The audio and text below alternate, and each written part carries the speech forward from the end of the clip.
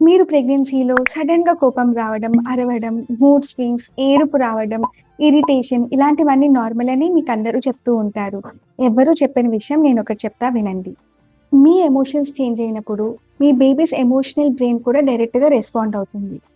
సైంటిఫికల్‌గా దీన్నే epigenetic signalling అంటారు.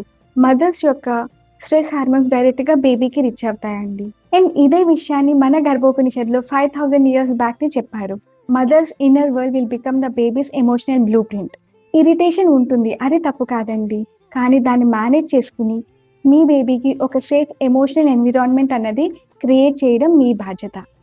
మీరు ఎంత కామ్‌గా, ఎమోషనల్‌గా బ్యాలెన్స్‌డ్‌గా ఉంటే, మీ దగ్గర నుంచే మీ బేబీకి ఎమోషనల్ ఇంటెలిజెన్స్ కోషెంట్ అనేది వస్తుంది. దీన్నే గర్భ సంస్కార అంటారు. ప్రెగ్నెన్సీలో మీకు ఎమోషనల్ స్టెబిలిటీ కావాలి అనుకుంటే, మాకు కామ్ అని చెప్పి డీఎం చేయండి. I will send you one tip.